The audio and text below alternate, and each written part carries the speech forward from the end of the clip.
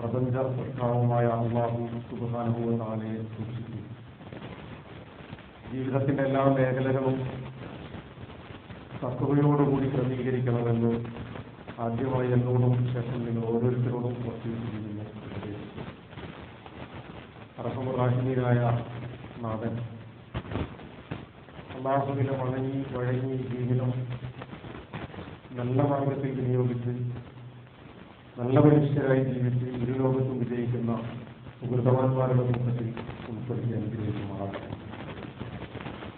കഴിഞ്ഞ ഖുതുബയിൽ വിശുദ്ധ റമദാനിന് ശേഷമുള്ള ഒരു സത്യവിശ്വാസി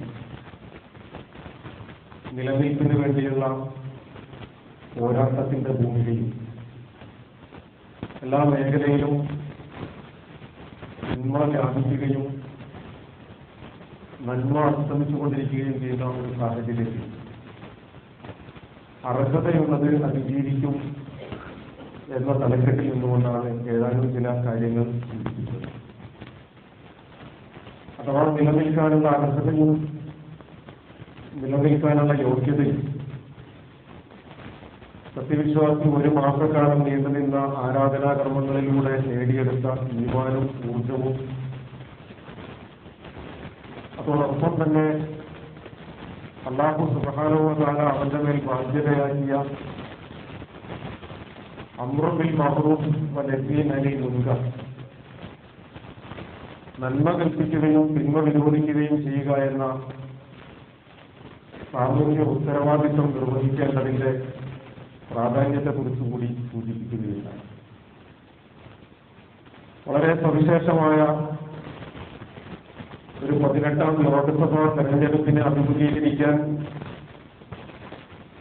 ഒരാഴ്ച മാത്രം ബാക്കി നിൽക്കുന്ന നമ്മുടെ സന്ദർഭങ്ങളെ കൂടി ചേർത്ത് വെച്ചുകൊണ്ടാണ് രാഷ്ട്രീയമായ അപജയത്തിന്റെ കാലത്ത് ധാർമ്മികതയും സദാചാരവും നൈതിക മൂല്യങ്ങളും പാലിക്കപ്പെടുന്ന ഒരു രാഷ്ട്രീയ സങ്കല്പം കൂടി ചില ചരിത്രങ്ങളെയും വർത്തമാനങ്ങളെയും ചേർത്ത് വെച്ചുകൊണ്ട് സഹോദരങ്ങളെ ഉത്ബോധിപ്പിക്കും. ഇൻഷാ അല്ലാഹ് അതിന്റെ ഒരു തുടർച്ചയെന്നോണം വരാൻ പോകുന്ന ഒരു തെരഞ്ഞെടുപ്പിനെ മുന്നിൽ കണ്ടുകൊണ്ട് ധാരാളം ചർച്ചകളും അതിന്റെ എല്ലാ നിലവും വാശിയോടും കൂടിയ പ്രചരണ പ്രവർത്തനങ്ങളും ഒക്കെ നടന്നുകൊണ്ടിരിക്കുന്ന സാഹചര്യമാണ്. നാം ഓരോരുത്തരെയും വ്യക്തിപരമായി തന്നെ പല രാഷ്ട്രീയ പാർട്ടികളും സംഘടനകളും പ്രവർത്തകരും നേതാക്കളും ഒക്കെ സമീപിക്കുകയും നമ്മുടെ രാജ്യം ഇപ്പോൾ എത്തി നിൽക്കുന്ന അപകടത്തെക്കുറിച്ചും ഈ വരാൻ പോകുന്ന 18ാം ലോക്സഭാ തെരഞ്ഞെടുപ്പിൽ ഇനി ഒരിക്കൽ കൂടി ഫാഷിസം അധികാരത്തിലേക്ക് വന്നാലുണ്ടാകാവുന്ന ഭവിഷ്യത്തുകളെ കുറിച്ചുമൊക്കെ വളരെ കൃത്യമായും വ്യക്തമായും ബോധ്യപ്പെടുത്തിക്കൊണ്ടിരിക്കുന്നുണ്ട്. ഒരുപാട് ആ വിഷയത്തിൽ നമ്മളെല്ലാവരും സ്വതന്ത്രമായ വീക്ഷണഗതിയുള്ള ആളുകൾ തന്നെയാണ്. എന്നല്ല, രാഷ്ട്രീയമായ നിലപാടുകളെ കുറിച്ചും രാഷ്ട്രീയമായ ചർച്ചകളെക്കുറിച്ചുമൊക്കെ അഗാധമായ അറിവും പാണ്ഡിത്യവുമൊക്കെ നമ്മിൽ പലർക്കുമുണ്ട്. ഇപ്പോൾ ഈ സാഹചര്യത്തിൽ ഇങ്ങനെ പ്രിയമുള്ള സഹോദരങ്ങളുടെ മുമ്പിൽ പറഞ്ഞു വെക്കാൻ കാരണം ഇതുവരെ കഴിഞ്ഞ തെരഞ്ഞെടുപ്പുകളിൽ നിന്ന് ഈ വർഷം അല്ലെങ്കിൽ ഇപ്പോൾ നാം അഭിമുഖീകരിക്കാൻ പോകുന്ന തെരഞ്ഞെടുപ്പ് ചില കാരണങ്ങൾ കൊണ്ട് പ്രത്യേകം ശ്രദ്ധിക്കേണ്ടതുണ്ട്. അതിലൊന്ന്, നാളിതുവരെ ചരിത്രത്തിൽ ഇല്ലാത്ത വിധം തെരഞ്ഞെടുപ്പിനെ നാം അഭിമുഖീകരിക്കാൻ പോകുന്നത് ഒരു ജുമാ ദിവസമാണ്, വെള്ളിയാഴ്ചയാണ്. വെള്ളിയാഴ്ച തന്നെ തെരഞ്ഞെടുപ്പ് നടത്തുക എന്ന ഒരു തീരുമാനം വന്ന ആദ്യഘട്ടത്തിൽ തന്നെ നാം മനസ്സിലാക്കിയതുപോലെ എല്ലാ മുസ്ലിം സംഘടനകളും ഔദ്യോഗികമായി തെരഞ്ഞെടുപ്പ് കമ്മീഷന്റെ മുമ്പിലും മറ്റുമൊക്കെയായി പരാതികൾ ബോധിപ്പിച്ചിട്ടുള്ളതാണ്. പക്ഷെ ദൗർഭാഗ്യവശാൽ വെള്ളിയാഴ്ച തന്നെ തെരഞ്ഞെടുപ്പ് നടക്കണമെന്ന തീരുമാനത്തിൽ വെള്ളിയാഴ്ച തന്നെ തെരഞ്ഞെടുപ്പ് നടന്നാൽ എന്തെങ്കിലും പ്രയാസമുണ്ട് എന്നതല്ല, വിശുദ്ധ റമദാനിൽ യുദ്ധത്തെ അഭിമുഖീകരിച്ചിട്ടുള്ള ആളുകളാണ് മുസ്ലിം സമുദായം. വിശുദ്ധ റമദാനിലെ ഓരോ ദിവസങ്ങളിലും ഫലസ്തീനികൾ അവരുടെ ജീവിതം കൊണ്ട് ചരിത്രം രചിച്ചത് നമ്മൾ കണ്ടിട്ടുള്ളതുമാണ്. അപ്പോൾ ആരാധനകൾ അല്ലെങ്കിൽ ഏതെങ്കിലും ഒരു സവിശേഷമായ ദിവസം തീരുമാനിച്ചു എന്നതിനേക്കാൾ ഉപരി അങ്ങനെ തീരുമാനിക്കാനുള്ള സാഹചര്യം ഇവിടുത്തെ മുസ്ലിം സമൂഹത്തെ ഫോക്കസ് ചെയ്യപ്പെടുന്നുണ്ട് എന്ന കൃത്യമായ ബോധ്യത്തിൽ നിന്നുകൊണ്ടാണ് തിരുത്തണം എന്ന ആവശ്യം ഉന്നയിച്ചത്. പക്ഷെ തിരുത്തപ്പെട്ടിട്ടില്ല. അതുകൊണ്ട് ആദ്യമായി പ്രിയമുള്ള സഹോദരങ്ങളോട് സൂചിപ്പിക്കാനുള്ളത്, വരാൻ പോകുന്ന തെരഞ്ഞെടുപ്പ് നിർണായകമാണ്. നാം ഓരോരുത്തരുടെയും 18 വയസ്സ് തികഞ്ഞ് വോട്ടവകാശമുള്ള ജനാധിപത്യ ബോധമുള്ള ഓരോ പൗരന്റെയും മൗലിക അവകാശം എന്ന് മാത്രമല്ല, ഫാഷിസത്തിനെതിരിൽ നമുക്കെടുക്കാൻ കഴിയുന്ന നമ്മുടെ നിലപാടിന്റെ തുറന്നു പറച്ചിൽ അതുകൂടി യഥാർത്ഥത്തിൽ ഈ തെരഞ്ഞെടുപ്പിനെ സവിശേഷമാക്കുന്നുണ്ട്. അതുകൊണ്ട് തെരഞ്ഞെടുപ്പിൽ നമ്മുടെ വോട്ടവകാശം വിനിയോഗിക്കണം, അത് കൃത്യമായി തന്നെ വിനിയോഗിക്കണമെന്ന് വോട്ട് പാഴാക്കുകയോ ചെയ്യരുത് എന്ന് പ്രിയമുള്ള സഹോദരങ്ങളോട് ആദ്യമേ സൂചിപ്പിക്കുകയാണ്. വിശുദ്ധ ഖുർആൻ നമുക്ക് മുമ്പിൽ പറഞ്ഞു വെക്കുന്ന ഒരു രാഷ്ട്രീയ അവബോധത്തിന്റെ പാഠമുണ്ട്. സൂറത്തുൽ ബഖറയിലെ 204, 205 ആയത്തുകളിൽ അല്ലാഹു സുബ്ഹാനഹു വ തആല പറയുന്നുണ്ട്, വമിനന്നാസി മൻ യുഅ്ജിബുക ഖൗലുഹു ഫിൽ ഹയാത്തി ദുനിയ. ചില ആളുകളുണ്ട്, അവരുടെ വർത്തമാനം ഈ ഭൗതികമായ ജീവിതത്തെക്കുറിച്ച് നിങ്ങളുടെ മുമ്പിൽ അവർ സംസാരിക്കുമ്പോൾ അവരുടെ വാചാലത, അവരുടെ മധുരമായ സംഭാഷണം നിങ്ങളെ അത്ഭുതപ്പെടും. എന്നല്ല, അവരുടെ വാക്കുകളിൽ നിങ്ങളോടുള്ള സ്നേഹവും നിങ്ങളോടുള്ള മമതയും നിങ്ങളോടുള്ള കരുതലും നിങ്ങളുടെ സുരക്ഷയും സംരക്ഷണവും ഒക്കെ ഇങ്ങനെ പതഞ്ഞുകൊണ്ട് നുരഞ്ഞുകൊണ്ട് നിങ്ങളെ വല്ലാതെ ത്രസിപ്പിച്ചുകൊണ്ടിരിക്കും. ആ വർത്തമാനങ്ങളിൽ അവർ വയുസ്ഫിറുല്ലാഹ അലാ മാ ഫീ ഖൽബിഹി, എന്നിട്ട് അവരെ പറയുന്ന വാക്കുകൾക്കൊക്കെ അവരുടെ ഉള്ളിൽ നിന്ന് വരുന്ന വാക്കുകളാണത് എന്ന് ബോധ്യപ്പെടുത്താൻ അള്ളാഹുവിന് അവർ അടിക്കടി സാക്ഷ്യപ്പെടുത്തുകയും ചെയ്യും. അള്ളാഹുവിൽ സത്യം ചെയ്തുകൊണ്ട് അവർ നിങ്ങളെ വാചാലരായി നിങ്ങളെ കബളിപ്പിക്കും. കാപട്യവുമായിട്ട് അവർ നിങ്ങളുടെ മുമ്പിൽ വരും. കബളിപ്പിക്കുന്ന വാക്കുകളുമായിട്ട് അവർ നിങ്ങളുടെ മുമ്പിൽ വരും. വഹുവ അലത്തുൽ ഹിസാം, അവർ ആ പറയുന്ന വർത്തമാനങ്ങളുടെ കാര്യത്തിൽ നല്ല ശക്തമായ തർക്കത്തിൽ ഏർപ്പെടുന്ന ആളുകളാണ്. അപ്പൊ ഭാഗ്യമായി ഞങ്ങൾ മനുഷ്യപക്ഷത്താണ് നിലകൊള്ളുന്നത്, ഞങ്ങൾ മനുഷ്യരുടെ നന്മക്ക് വേണ്ടി നിലകൊള്ളുന്നവരാണ്, ഞങ്ങൾ ലോകത്തിന്റെ നന്മക്ക് വേണ്ടി നിലകൊള്ളുന്നവരാണ്, ഞങ്ങൾ കുഴപ്പക്കാരല്ല എന്ന് അടിക്കടി വാചാലമായി കൊണ്ടിരിക്കുന്ന ഇതേ ആളുകൾ തന്നെ വിശുദ്ധ ഖുർആൻ പറയുന്നു, വൈദാ തവല്ല സഅഫിൽ അർദ് ലിയുഫ്സിദ ഫീഹാ, അവർക്ക് ഭൂമിയിൽ ആധിപത്യം കിട്ടിയാൽ, അവരുടെ കൈകളിലേക്ക് അധികാരം വന്നു കിട്ടിയാൽ, അവരുടെ വാചാലതയും അവരുടെ കർമ്മോത്സുകതയും അവരുടെ ആസൂത്രണങ്ങളും എല്ലാത്തിന്റെയും ഫലമാണ്. അവരുടെ കൈകളിലേക്ക് അധികാരം വന്നു കിട്ടിയാൽ പിന്നെ അവർ ഭൂമിയിൽ പ്രവർത്തിച്ചുകൊണ്ടിരിക്കുക ലിയുഫ്സിദ ഫീഹാ, ഫസാദ് ഉണ്ടാക്കാൻ വേണ്ടിയിട്ടായിരിക്കും. അവർ പിന്നെ കുഴപ്പമുണ്ടാക്കാൻ വേണ്ടി പ്രവർത്തിച്ചുകൊണ്ടിരിക്കുന്നവരായിരിക്കും. ഫസാദ് എന്ന് പറഞ്ഞാൽ ഒരു സംഗതിയെ ചൊവ്വാക്കിയതിന് ശേഷം, അല്ലെങ്കിൽ ഒരു നിലനിൽക്കുന്ന നന്മകളെ, നിലനിൽക്കുന്ന മൂല്യങ്ങളെ, നിലനിൽക്കുന്ന ധാർമ്മികതയെ ഇല്ലാതാക്കുന്നതിനെയാണ് ഫസാദ് എന്ന് പറയുക. അതിനെ കേടുവരുത്തുന്നതിനെയാണ് ഫസാദ് എന്ന് പറയാം. ലോകത്ത് ഒരുപാട് നന്മകൾ നിലനിൽക്കുന്നുണ്ട്, ലോകത്ത് ഒരുപാട് മൂല്യങ്ങൾ നിലനിൽക്കുന്നുണ്ട്, മനുഷ്യർക്കിടയിൽ സ്നേഹവും ഐക്യവും നിലനിൽക്കുന്നുണ്ട്. ആ സ്നേഹത്തെ ഇല്ലാതാക്കുക എന്നത് യഥാർത്ഥത്തിൽ ഫസാദ് സൃഷ്ടിച്ചെടുക്കലാണ് എന്ന് നമ്മൾ തിരിച്ചറിയണം. അഥവാ നമുക്ക് മുമ്പിൽ വാചാലരായി നമ്മെ കീഴ്പ്പെടുത്തുന്ന വശ്യമായി മനോഹരമായി സംസാരിച്ച ഇതേ ആളുകൾ അവരുടെ അധികാരത്തിലേക്ക് അവർ വന്നു കഴിഞ്ഞാൽ സ്വാഭാവികമായിട്ടും പിന്നീട് സംഭവിക്കാൻ പോകുന്നത് ഭൂമിയിൽ അവർ ഫസാദുണ്ടാക്കുന്നു, അവർ കുഴപ്പമുണ്ടാക്കുന്നു, നിലനിൽക്കുന്ന നന്മകളെ ഇല്ലാതാക്കി കളയുന്നു എന്നത് അവരുടെ പ്രവർത്തനങ്ങളുടെ ഭാഗമാണ് എന്ന് വിശുദ്ധ ഖുർആൻ നമ്മെ ബോധ്യപ്പെടുത്തുന്നു. എന്ന് മാത്രമല്ല, വയുഹ്ലികുൽ ഹർസ വന്നസൽ, വയുഹ്ലികുൽ ഹർസ, അവർ കൃഷിഭൂമികളെ അല്ലെങ്കിൽ കാർഷിക മേഖലയെ, മനുഷ്യന്റെ സാമ്പത്തിക സ്രോതസ്സുകളെ അവർ ഇല്ലാതാക്കും. അവരുടെ ബിസിനസ്സുകളെ അവർ തകർത്തെറിയും. അത് നോട്ട് നിരോധത്തിലൂടെയാകാം, അത് വലിയ വലിയ നിയമങ്ങൾ, സാമ്പത്തിക മേഖലയിലെ ചില നിയമങ്ങൾ അടിച്ചേൽപ്പിച്ചുകൊണ്ടാകാം, അതിന്റെ പിന്നിലുള്ള ചൂഷണത്തിലൂടെയാകാം. ഇങ്ങനെ പല മേഖലയിലൂടെ സാമ്പത്തിക മേഖലയെ അവർ തകർത്തെറിയുമെന്ന് വിശുദ്ധ ഖുർആൻ പറയുന്നു. ഞാൻ വിശദീകരിക്കേണ്ടതില്ല. സാമ്പത്തിക ഞെരുക്കത്തിന്റെയും സാമ്പത്തിക പരാധീനതകളുടെയും ബിസിനസ് മേഖലയിലെ തകർച്ചകളുടെയും ഒക്കെ നേർസാക്ഷ്യമാണ് നമ്മൾ ഓരോരുത്തരും എന്നത് ഈ കാലഘട്ടത്തിന്റെ കൂടി ഒരു സവിശേഷതയാണ്. അപ്പൊ അല്ലാഹു സുബ്ഹാനഹു വ തആല പറയുന്നു, ഇവർക്ക് അധികാരം ഏൽപ്പിച്ചു കൊടുത്തു കഴിഞ്ഞാൽ പിന്നെ അവർ ഭൂമിയിൽ കുഴപ്പങ്ങൾ ഉണ്ടാക്കുന്നു, സാമ്പത്തിക മേഖലയെ അവർ തകർത്ത് കളയുന്നു, വന്നസിൽ തലമുറകളെയും അവർ ഇല്ലാതാക്കി കളയും. തലമുറകളെ ഇല്ലാതാക്കുക എന്ന് പറഞ്ഞാൽ മനുഷ്യരെ കൊന്നൊടുക്കുക എന്നത് മാത്രമൊന്നുമല്ല. ഫലസ്തീനികൾക്ക് നേരെ ഇസ്രായേലികൾ തൊടുത്തുവിടുന്ന 30 ലക്ഷം ആളുകൾ രക്തസാക്ഷികളായി എന്ന് പറയുമ്പോൾ പകുതിയിൽ കൂടുതൽ കുട്ടികളാണ്. വരാൻ പോകുന്ന ഒരു തലമുറയെ ഇല്ലാതാക്കലാണ്. നേർക്ക് നേരെ ഒരു ഉദാഹരണം വേണമെങ്കിൽ അങ്ങനെ പറയാം. പക്ഷെ തലമുറയെ ഇല്ലാതാക്കുക എന്ന് പറഞ്ഞാൽ നല്ല യുവാക്കളെ, ചിന്താശേഷിയും കർമ്മോത്സുകതയും ഊർജവും തന്റേടവുമുള്ള യുവാക്കളെ ഇല്ലാതാക്കുക എന്ന ഒരു വർത്തമാനം അതിന്റെ പിന്നിൽ നമ്മൾ പഠിക്കണം. നമ്മൾ ആലോചിച്ച് നോക്കൂ, നമ്മുടെ രാജ്യത്ത് ഏറ്റവും കുറഞ്ഞ തോതിൽ ഇന്റർനെറ്റ് സൗകര്യങ്ങൾ ലഭ്യമുള്ള രാഷ്ട്രമാണ്. ഏറ്റവും കുറഞ്ഞ തോതിൽ ഇന്റർനെറ്റ് ലഭിക്കുന്നു എന്ന് പറഞ്ഞാൽ നമ്മുടെ രാജ്യത്തെ ചിന്താശേഷിയുള്ള ചെറുപ്പക്കാരെ നമ്മൾ പരിശോധിച്ച് നോക്കൂ. ചെറുപ്പക്കാരായ കുട്ടികളെ അവരുടെ മുമ്പിൽ നമ്മുടെ രാജ്യം അഭിമുഖീകരിക്കുന്ന പ്രശ്നങ്ങളൊന്നും അവരുടെ മുമ്പിൽ പ്രശ്നങ്ങളല്ല. നമ്മുടെ സമൂഹം അഭിമുഖീകരിക്കുന്ന പ്രശ്നങ്ങളൊന്നും അവരുടെ മുമ്പിൽ പ്രശ്നങ്ങളല്ല.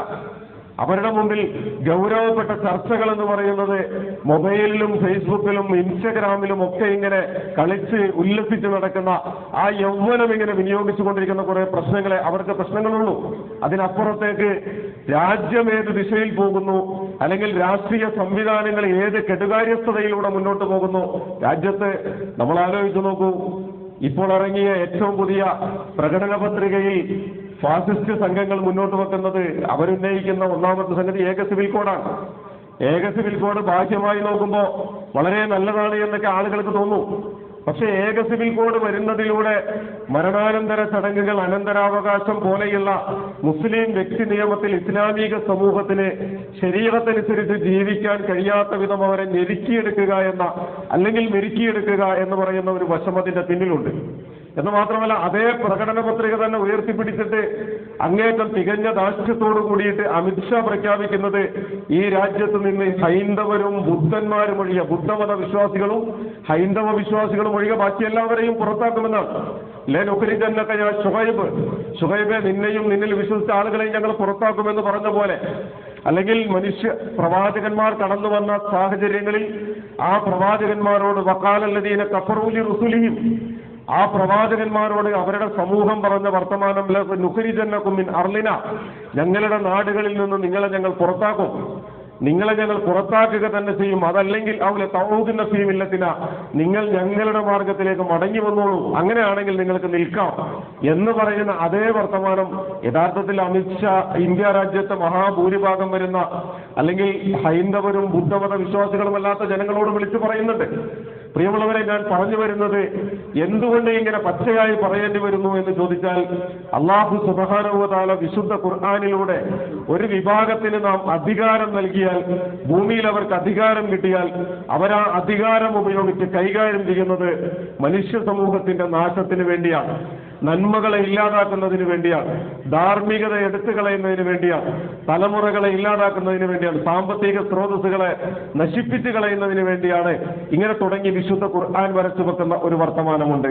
ഇവിടെയാണ് യഥാർത്ഥത്തിൽ ഇസ്ലാമോ ഫോബിയ എന്ന് പറയുന്ന ഒരു ഏകകത്തെ ഉയർത്തിപ്പിടിച്ച്, അല്ലെങ്കിൽ മുസ്ലിം വിരുദ്ധത ഉയർത്തിപ്പിടിച്ച് മനുഷ്യ സമൂഹത്തിന്റെ ഇടയിൽ വിഭാഗീയതയും വർഗീയതയും വംശീയതയും നിറച്ചുവെച്ചിട്ട് ഈ തെരഞ്ഞെടുപ്പിനെ അഭിമുഖീകരിക്കുന്ന ഫാസിസ്റ്റ് സംഘങ്ങൾ ഇനി ഒരിക്കൽ കൂടി അവർ അധികാരത്തിലേക്ക് വന്നാൽ നാം മനസ്സിലാക്കുന്നത് പോലെ അവരുടെ 100 വർഷം തികയുമ്പോൾ ഇന്ത്യ ഒരു ഹിന്ദു രാഷ്ട്രമായി പ്രഖ്യാപിക്കണമെന്നിടത്തേക്ക്, നേരത്തെ സൂചിപ്പിച്ചതുപോലെ അവരല്ലാത്ത ബാക്കി എല്ലാവരും ഈ രാജ്യത്ത് നിന്ന് പുറത്തേക്ക് പോകേണ്ടി വരും എന്നിടത്തേക്കുള്ള കരുനീക്കങ്ങളാണ് നടന്നുകൊണ്ടിരിക്കുന്നത്. ഇവിടെ വിശുദ്ധ ഖുർആൻ പറയുന്ന മറ്റൊരു വർത്തമാനമുണ്ട് മനുഷ്യ സമൂഹത്തിന്റെ മുമ്പിൽ. നിങ്ങൾക്ക് സ്വതന്ത്രമായ കാഴ്ചപ്പാടുകൾ ഉണ്ടാകാം, നിങ്ങൾക്ക് സ്വതന്ത്രമായ അഭിപ്രായങ്ങൾ ഉണ്ടാകാം, നിങ്ങൾക്ക് ഒരുപാട് വിഭാഗീയമായ ചിന്താഗതികൾ ഉണ്ടാകാം. പക്ഷേ തആലൗ ഇലാ കലിമത്തിൻ സവാഅൻ ബൈനനാ വ ബൈനകും, ഇപ്പോൾ നിങ്ങൾ നിർണായകമായ ഒരു ചവിട്ടുപടിയിലാണുള്ളത്. ഇപ്പോൾ നിങ്ങൾ നിലകൊള്ളുന്നത് അതീവ ഗുരുതരമായ അതീവ നിർണായകമായ ഒരു വഴിത്തിരിവിന്റെ സന്ദർഭത്തിലാണ് നിങ്ങളുള്ളത്. അതുകൊണ്ട് തആലൗ ഇലാ കലിമത്തിൻ സവാഅൻ ബൈനനാ വ ബൈനക്കും, നിങ്ങൾക്കും നമുക്കുമിടയിലുള്ള തുല്യമായ ഒരു വർത്തമാനമുണ്ടല്ലോ. എന്താണ് ആ തുല്യമായ വർത്തമാനമെന്ന് ചോദിച്ചാൽ, ഫാഷിസം മനുഷ്യ സമൂഹത്തിന് അപകടമാണ്. ഫാഷിസം ഇന്ത്യ രാജ്യത്തിന് അപകടമാണ്. ഫാഷിസം മനുഷ്യന്റെ എല്ലാ നന്മകളെയും കാർന്ന് തിന്നുകളയുമെന്നത് നാളിതുവരെയുള്ള അധികാരത്തിലേക്ക് എത്തുന്നത് വരെ നമ്മൾ ആലോചിച്ചു നോക്കൂ. എത്രയെത്ര വർഗീയ കലാപങ്ങൾക്കാണ് നമ്മുടെ രാജ്യം സാക്ഷ്യം വഹിച്ചത്, എത്രയെത്ര കൂട്ടക്കുരുതികൾക്കാണ് നമ്മുടെ രാജ്യം സാക്ഷ്യം വഹിച്ചത്, എത്രയെത്ര തെരുവോരങ്ങളും എത്രയെത്ര ബിസിനസ് കേന്ദ്രങ്ങളും ഇന്ത്യ രാജ്യത്തെ അറിയപ്പെട്ട ബിസിനസ് കേന്ദ്രങ്ങളിൽ കത്തിയമർന്നു പോയിട്ടുള്ള സാഹചര്യങ്ങളുണ്ടായി. പക്ഷെ അവിടെ നിന്നെല്ലാം അധികാരത്തിലേക്ക് വന്നു കഴിഞ്ഞതിന് ശേഷം പിന്നീട് വർഗീയ കലാപങ്ങളില്ല, തെരുവുകൾ സാമ്പലാകുന്നില്ല, ഒരുപാട് മനുഷ്യന്റെയും സാമ്പത്തിക നഷ്ടവും സംഭവിച്ചേക്കാവുന്ന വലിയ വലിയ ഇടപെടലുകൾ നടത്തുന്നില്ല. പകരം ആൾക്കൂട്ട കൊലപാതകങ്ങളിലേക്ക് ചുരുങ്ങുന്നു, അല്ലെങ്കിൽ പശുവിന്റെ പേരിലുള്ള കൊലപാതകങ്ങളിലേക്ക് ചുരുങ്ങുന്നു. എന്തിനെന്ന് ചോദിച്ചാൽ ഈ വർഗീയതയെയും ഈ വിഭാഗീയതയെയും തങ്ങൾ ഉറങ്ങിയിട്ടില്ല, തങ്ങളിവിടെ ഉണ്ട്. ഈ വിഭാഗീയത ഇങ്ങനെ ചാരം മൂടിയ ഒരു തീക്കനൽ പോലെ ഇടക്കിടക്കൊന്ന് ജ്വലിപ്പിക്കണം. ആ ജ്വലിപ്പിച്ചുകൊണ്ടിരുന്നാലേ തീക്കനൽ കെട്ടിട്ടില്ല എന്നുള്ള ഒരു ബോധം ആളുകളിൽ ഉണ്ടാകൂ എന്നതുകൊണ്ടാണ് യഥാർത്ഥത്തിൽ ഈ ആൾക്കൂട്ട കൊലപാതകങ്ങളിലേക്കും ഈ പശുവിന്റെ പേരിലുള്ള കൊലപാതകങ്ങളിലേക്കും ഏതെങ്കിലുമൊക്കെ ചെറിയ ചെറിയ മേഖലകളിലുള്ള കൊച്ചു കൊച്ചു ഇടപെടലുകളിലേക്കുമൊക്കെ ഇവർ മാറിക്കൊണ്ടിരിക്കുന്നത് എന്ന് നമ്മൾ പഠിക്കണം. അപ്പൊ ഞാൻ സൂചിപ്പിച്ചത്, ഇത്തരമൊരു രാഷ്ട്രീയ കലുഷിതമായ സാഹചര്യത്തിൽ ഫസാദ് വ്യാപിച്ച ഒരു കാലം, എല്ലാ മേഖലയിലും ഫസാദ്, ഭരണകൂടം തന്നെ ഫസാദായി മാറിയ ഒരു കാലം. ആ ഒരു കാലഘട്ടത്തിൽ യഥാർത്ഥത്തിൽ ജനാധിപത്യം നിലനിൽക്കുക എന്ന് പറയുന്നത്, ഇന്ത്യ നിലനിൽക്കുക എന്ന് പറയുന്നിടത്ത് ഫാഷിസം ഇന്ത്യക്ക് അപകടകരമാണ് എന്ന ഒരൊറ്റ പോയിന്റിലേക്ക് മനുഷ്യന്റെ ചിന്തകൾ കേന്ദ്രീകരിക്കേണ്ടിയിരിക്കുന്നു. നന്മ ആഗ്രഹിക്കുന്ന മനുഷ്യന്റെ ചിന്തകൾ കേന്ദ്രീകരിക്കേണ്ടിയിരിക്കുന്നു. അവർ ഓരോരുത്തരും ഫാഷിസത്തിനെതിരിൽ നിലയുറപ്പിക്കേണ്ട ഒരു സന്ദർഭമാണ്. ഇനി അതല്ല, എല്ലാ യാഥാർത്ഥ്യവും ബോധ്യപ്പെട്ടതിന് ശേഷവും ഫാഷിസത്തിന് വികാസം പ്രാപിക്കാനും വളരാനുമുള്ള അവസരങ്ങളുമായിട്ടാണ് നമ്മൾ മുന്നോട്ട് പോകുന്നതെങ്കിൽ, അള്ളാഹുവിന്റെ റസൂൽ തിരുമേനി സല്ലല്ലാഹു അലൈഹി വസല്ലം പറയുന്ന ഒരു വർത്തമാനമുണ്ട്, വമൻ മശാ മഅ ളാലിമിൻ ലിയുഈനഹു വഹുവ യഅലമു അന്നഹു ളാലിം. ഒരു മനുഷ്യൻ അക്രമിയാണ് എന്നറിഞ്ഞുകൊണ്ട്, അല്ലെങ്കിൽ ഒരു സംഘം അക്രമികളുടെ സംഘമാണ് എന്നറിഞ്ഞുകൊണ്ട് ആ സംഘത്തിന് നിലനിൽക്കാൻ കഴിയും വിധത്തിൽ നാം ആരെങ്കിലും അതിനോട് യോജിച്ചു പോകുന്നുണ്ടെങ്കിൽ, അതിനോട് രാജിയായി പോകുന്നുണ്ടെങ്കിൽ, ഫഖദ് ഖറജ മിനൽ ഇസ്ലാം, അവൻ ഇസ്ലാമിൽ നിന്ന് പുറത്തേക്ക് പോകാനുള്ള വാതിലാണ് അവൻ തുറന്നു വെച്ചിട്ടുള്ളത്. അപ്പൊ അക്രമിയുടെ കൈപിടിക്കുക എന്നത് അള്ളാഹുവിന്റെ റസൂൽ തിരുമേനി സല്ലല്ലാഹു അലൈഹി വസല്ലം ഏറ്റവും മനോഹരമായ ഉദാഹരണത്തിലൂടെ നമ്മളെ ബോധ്യപ്പെടുത്തിയ ഒരു സംഗതിയുണ്ട്. ഒരു കപ്പൽ യാത്രയെ കുറിച്ച് നമുക്കറിയുന്ന ഉദാഹരണമാണ്. രണ്ട് തട്ടിലായിട്ട്, കപ്പലിന്റെ താഴെ തട്ടിലും മുകൾ തട്ടിലുമായിട്ട് രണ്ട് സംഘങ്ങൾ ഇങ്ങനെ യാത്ര ചെയ്തുകൊണ്ടിരിക്കുന്നു. മുകളിലെ തട്ടിലുള്ള ആളുകൾക്ക് ശുദ്ധമായ വെള്ളം കുടിക്കണമെങ്കിൽ ഇടയ്ക്കിടയ്ക്ക് താഴേക്ക് ഇറങ്ങി വരണം. ആ താഴേക്ക് ഇറങ്ങി വരുമ്പോ താഴെയുള്ള ആളുകൾക്ക് ശുദ്ധമായ വെള്ളം കുടിക്കണമെങ്കിൽ ഇടയ്ക്കിടയ്ക്ക് മുകളിലേക്ക് കയറി പോകണം. അപ്പൊ താഴെയുള്ള ആളുകൾ വിചാരിക്കുന്നു, എന്തിനാണ് ഇടയ്ക്കിടയ്ക്ക് ഇങ്ങനെ മുകളിലേക്ക് കയറിപ്പോയിട്ട് ഈ മുകളിലുള്ള ആളുകളെ നമ്മളിങ്ങനെ പ്രയാസപ്പെടുത്തുന്നത്? നമ്മുടെ അടിയിലൂടെ തന്നെ വെള്ളം ഒഴുകുന്നുണ്ടല്ലോ, നമുക്ക് നമ്മുടെ കപ്പലിന് ഒരു ദ്വാരം ഇട്ട് കഴിഞ്ഞാൽ ആ ദ്വാരത്തിലൂടെ നമുക്ക് വെള്ളം ശേഖരിക്കാം, നമുക്ക് കുടിക്കാം, മറ്റുള്ളവരെ നമുക്ക് പ്രയാസപ്പെടുത്തേണ്ടതില്ലല്ലോ എന്ന് സ്വയം തീരുമാനിച്ച് സ്വയം തെരഞ്ഞെടുക്കുന്ന ഒരു വിഭാഗം. അള്ളാഹുവിന്റെ റസൂൽ തിരുമേനി സല്ലല്ലാഹു അലൈഹി വസല്ലം പറയുന്നുണ്ട്, അവർക്ക് വേണമെങ്കിൽ തുളയിടാം. പക്ഷെ അവർ തുളയിട്ട് കഴിഞ്ഞാൽ നശിക്കാൻ പോകുന്നത് ആ ഒരു കൂട്ടർ മാത്രമല്ല, ആ കപ്പലിലുള്ള മുഴുവൻ മനുഷ്യരുമാണ്. അതുകൊണ്ട് ആ തുളയിടാൻ തീരുമാനിച്ച ആളുകളുടെ കൈപിടിക്കാൻ ഏതെങ്കിലും ഒരു ചെറിയ സംഘം സന്നദ്ധരാകുന്നുണ്ടെങ്കിൽ അള്ളാഹുവിന്റെ റസൂൽ തിരുമേനി സല്ലല്ലാഹു അലൈഹി വസല്ലം പറയുന്നു, ആ ചെറിയ സംഘം മാത്രമല്ല, എല്ലാവരും അതിൽ നിന്ന് രക്ഷപ്പെടും. എല്ലാവരും അതിൽ നിന്ന് രക്ഷപ്പെടും. ആരും കൈപിടിച്ചിട്ടില്ലെങ്കിൽ എല്ലാവരും അതിൽ മുങ്ങി മരിക്കും. നമ്മുടെ രാജ്യം ഒരു കപ്പലാണ് ഇപ്പോൾ യഥാർത്ഥത്തിൽ. ആ കപ്പലിങ്ങനെ ദ്വാരം വീണ് വെള്ളം കയറാവുന്ന രീതിയിൽ, അല്ലെങ്കിൽ ദ്വാരമിട്ട് വെള്ളം കയറ്റാവുന്ന രീതിയിൽ ഇങ്ങനെ ചിന്തിച്ചുകൊണ്ടിരിക്കുന്ന, മുങ്ങിത്താണ് പോകാൻ സാധ്യതയുള്ള അവസ്ഥയിലൂടെ മുന്നോട്ട് പോവുകയാണ്. അവിടെയാണ് 18ാം ലോക്സഭാ തെരഞ്ഞെടുപ്പിനെ നമുക്ക് അഭിമുഖീകരിക്കേണ്ടി വരുന്നത്. അപ്പൊ അവിടെ ഒരു പൊതുശത്രു എന്ന അർത്ഥത്തിൽ വിശുദ്ധ ഖുർആനിന്റെയും സുന്നത്തിന്റെയും ഒക്കെ പശ്ചാത്തലത്തിൽ നിന്നുകൊണ്ട് നമ്മൾ ആലോചിച്ച് നോക്കൂ. അല്ലാഹുമ്മ ലാ തുസല്ലിത് അലൈനാ വലാ യർഹമുനാ എന്നൊരു പ്രാർത്ഥനയുണ്ട്. 5 നേരവും നമ്മുടെ പള്ളികളിൽ കൂട്ടപ്രാർത്ഥനകൾ നടക്കുന്ന പള്ളികളിൽ നമ്മൾ ചെന്ന് നോക്കിയാൽ കേൾക്കാൻ കഴിയും. അവിടെ നമസ്കാരത്തിന് ശേഷം ഇമാമ് പ്രാർത്ഥിച്ചു കൊടുക്കും, അല്ലാഹുമ്മ ലാ തുസല്ലിത് അലൈനാ വലാ യർഹമുനാ, അല്ലാഹുവേ ഞങ്ങളോട് കാരുണ്യം ചെയ്യാത്തവരെ ഞങ്ങളുടെ മേൽ ആധിപത്യം കൊടുക്കരുത്, ഞങ്ങളോട് കരുണ ചെയ്യാത്ത, ഞങ്ങളെ സ്നേഹിക്കാത്ത, ഞങ്ങളോട് ആഭിമുഖ്യം പുലർത്താത്ത, ഞങ്ങളോട് മമത പുലർത്താത്ത ആളുകൾക്ക് ഞങ്ങളുടെ മേൽ ആധിപത്യം നൽകരുത് എന്ന് നിരന്തരം പ്രാർത്ഥിക്കുന്ന ഒരു സമുദായമാണ് നമ്മൾ. പക്ഷെ ആ പ്രാർത്ഥന എങ്ങനെയാണ് നമ്മൾ നിർവഹിക്കുന്നത്? കേവലം പള്ളിയിൽ നിന്ന് പ്രാർത്ഥിച്ചുകൊണ്ട് ഈ അടുത്ത കാലങ്ങളിലൊക്കെ വളരെ ചരിത്ര പ്രാധാന്യമുള്ള കുറെ ഖുത്ബകളെ കുറിച്ചൊക്കെ നമുക്ക് മുമ്പിൽ വന്നു.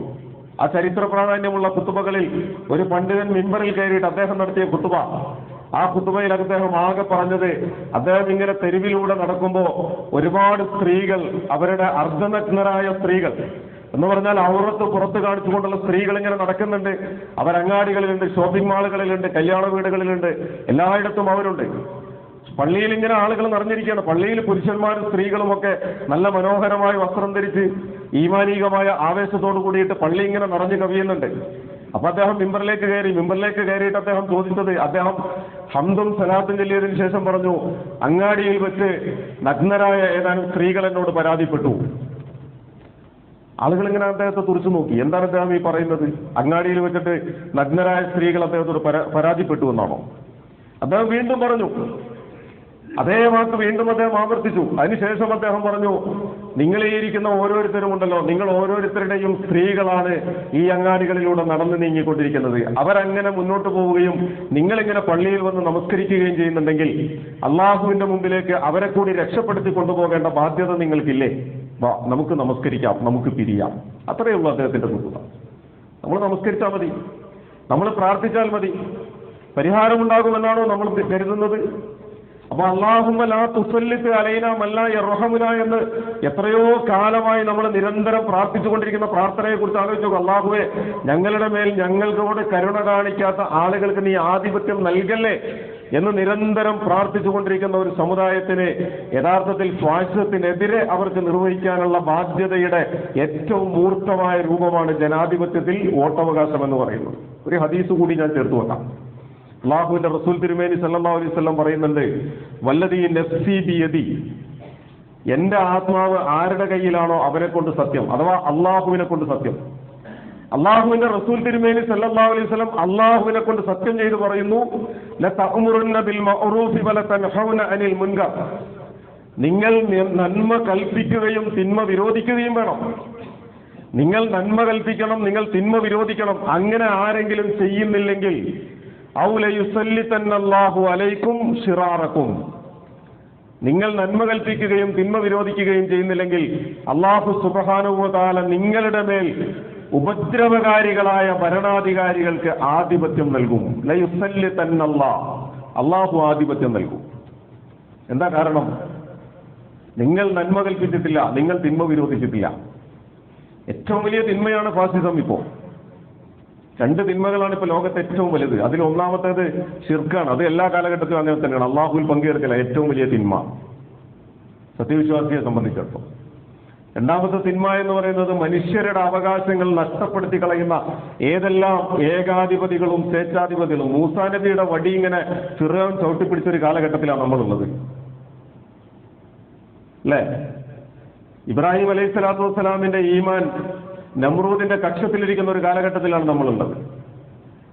അപ്പൊ നമ്മൾ യഥാർത്ഥത്തിൽ നമ്മുടെ ജീവിതം കൊണ്ട് സാക്ഷാത്കരിക്കപ്പെടേണ്ട ചിലതുണ്ട്. അള്ളാഹുവിന്റെ റസൂൽ സല്ലല്ലാഹു അലൈഹി വസല്ലം സത്യം ചെയ്തു പറയുന്നു, നിങ്ങളുടെ മേൽ ഉപദ്രവകാരികളായ നേതാക്കന്മാർക്ക് നാം അല്ലാഹു സുബ്ഹാനഹു വ തആല അധികാരം നൽകിയിട്ട് നിങ്ങളെ പരീക്ഷിക്കും. എന്ത് കാരണം കൊണ്ട്? നിങ്ങൾ നിങ്ങളുടെ ഉത്തരവാദിത്വം ചെയ്തിട്ടില്ല. എന്നിട്ട് അള്ളാഹുവിന്റെ റസൂൽ സല്ലല്ലാഹു അലൈഹി വസല്ലം പറയുന്നു, ഫൽയസൂമൂനകും സൂഅൽ അദാബ്, അങ്ങനെ അക്രമികളായ ഭരണാധികാരികൾ ആധിപത്യം ഏറ്റെടുത്തു കഴിഞ്ഞാൽ നിങ്ങൾ ഒരുപാട് പ്രയാസങ്ങളിലൂടെ, നിന്ദ്യമായ ശിക്ഷകളിലൂടെ, പരീക്ഷണങ്ങളിലൂടെ നിങ്ങൾ കടന്നുപോകും. അതിനുശേഷം അങ്ങനെയൊക്കെ സംഭവിച്ചതിന് ശേഷം സുമ്മ യദ്ഉ ഖിയാറുക്കും, നിങ്ങളിലെ നല്ല മനുഷ്യർ അല്ലാഹുവിനോട് പ്രാർത്ഥിക്കും. നിങ്ങളിലെ നല്ല മുവഹ്ഹിദുകളായ, അള്ളാഹുവിൽ മാത്രം അടിയുറച്ച് വിശ്വസിക്കുന്ന നല്ല മനുഷ്യർ അള്ളാഹുവിനോട് പ്രാർത്ഥിക്കും. പക്ഷേ ഫലാ യുസ്തജാബു ലഹും, അള്ളാഹു സുബ്ഹാനഹു വ തആല ഉത്തരം ചെയ്യുകയില്ല. അള്ളാഹു ഉത്തരം ചെയ്യില്ല. കാരണം ഉത്തരം ചെയ്യേണ്ട സമയം കഴിഞ്ഞുപോയി. ഉത്തരം ചെയ്യണമായിരുന്നെങ്കിൽ നിങ്ങൾ കൂടി ഇടപെടണം. നമ്മളൊക്കെ പറയാറില്ലേ, താൻ പാതി ദൈവം പാതി എന്നാണല്ലോ പഴയ ആളുകൾ പറയുന്ന ഒരു പഴഞ്ചൊല്ല. അങ്ങനെ താൻ പാതി ദൈവം പാതി എന്നാണ്. നമ്മൾ പകുതി ചെയ്താലേ ബാക്കി പകുതി അള്ളാഹ് ചെയ്യും. നമ്മൾ പ്രാർത്ഥിച്ചത് കൊണ്ട് മാത്രം കാര്യമില്ല. യഥാർത്ഥത്തിൽ ഞാൻ പറയുന്നത്, നമ്മൾ അഭിമുഖീകരിക്കാൻ പോകുന്ന ഒരു തെരഞ്ഞെടുപ്പിന്റെ സാഹചര്യത്തിൽ നിന്നുകൊണ്ട് കൃത്യമായ ഒരു രാഷ്ട്രീയ സാക്ഷരത, ആ പദം അങ്ങനെ തന്നെ ഞാൻ പറയൂ, രാഷ്ട്രീയ സാക്ഷരത എന്ന് പറയാം, തിരിച്ചറിവാണ്. ആ തിരിച്ചറിവ് മുസ്ലിം സമുദായത്തെ സംബന്ധിച്ചിടത്തോളം ഉണ്ടാകണം. നമ്മളിപ്പോ സ്വതന്ത്രമായിട്ട് ഇങ്ങനെ ഇരിക്കുന്നുണ്ടെങ്കിൽ, പള്ളികളിൽ ഇരിക്കുന്നുണ്ടെങ്കിൽ, നമസ്കാരത്തിന് വരുന്നുണ്ടെങ്കിൽ, ഈ സ്വാതന്ത്ര്യം നഷ്ടപ്പെട്ടു പോയേക്കാവുന്ന ഒരു ഭാവിയിലേക്കാണ് നമ്മുടെ രാജ്യം സഞ്ചരിച്ചുകൊണ്ടിരിക്കുന്നത്. നമ്മുടെ വീടുകളിൽ നമ്മുടെ മക്കളുടെ വിവാഹങ്ങൾ നമ്മൾ നടത്തുന്നുണ്ടെങ്കിൽ, അല്ലെങ്കിൽ നമ്മുടെ വേണ്ടപ്പെട്ടവരുടെ മരണവും മരണാനന്തര ചടങ്ങുകൾക്കും നമ്മൾ ഇസ്ലാമികമായ ശരീഅത്തിന്റെ പിൻബലത്തോടു കൂടിയിട്ട് നമ്മൾ നിർവഹിച്ചുകൊണ്ടിരിക്കും. ആ ചടങ്ങുകൾ നഷ്ടപ്പെട്ടു പോയേക്കാവുന്നിടത്തേക്കാണ് നമ്മുടെ രാജ്യം സഞ്ചരിച്ചുകൊണ്ടിരിക്കുന്നത്. എന്നല്ല ന്യൂനപക്ഷ സമൂഹങ്ങളെ സംബന്ധിച്ചിടത്തോളം അതിൽ മുസ്ലിങ്ങൾ മാത്രമല്ല, ഒരുപാട് മനുഷ്യ സമൂഹങ്ങൾ, അവരൊക്കെയും അവരുടെ ഭാവി അസ്ഥിരപ്പെട്ടു പോയേക്കാവുന്ന ഒരു ദുരവസ്ഥയിലേക്കാണ് മുന്നോട്ട് പോയിക്കൊണ്ടിരിക്കുന്നത്. ഇവിടെ നമ്മുടെ കൃത്യമായ ഇടപെടലിന്റെ, നമ്മുടെ അടയാളപ്പെടുത്തലായിരിക്കണം വരാൻ പോകുന്ന തെരഞ്ഞെടുപ്പ് എന്നാണ് എന്റെ പ്രിയമുള്ള സഹോദരങ്ങളോട് സൂചിപ്പിക്കാനുള്ളത്. ഞാൻ ഒന്നുകൂടി ആവർത്തിക്കുന്നു, വിശുദ്ധ ഖുർആൻ പറഞ്ഞു വെച്ച തആലൗ ഇലാ കലിമത്തിൻ സവാഅൻ ബൈനനാ വ ബൈനകും, നിങ്ങൾ വരൂ, നമുക്കും നിങ്ങൾക്കിടയിലും തുല്യമായ ഒരു വർത്തമാനത്തിലേക്ക്, തുല്യമായ ഒരു രാഷ്ട്രീയ നിരീക്ഷണത്തിലേക്ക് വരൂ. ഫാഷിസം അപകടമാണ്.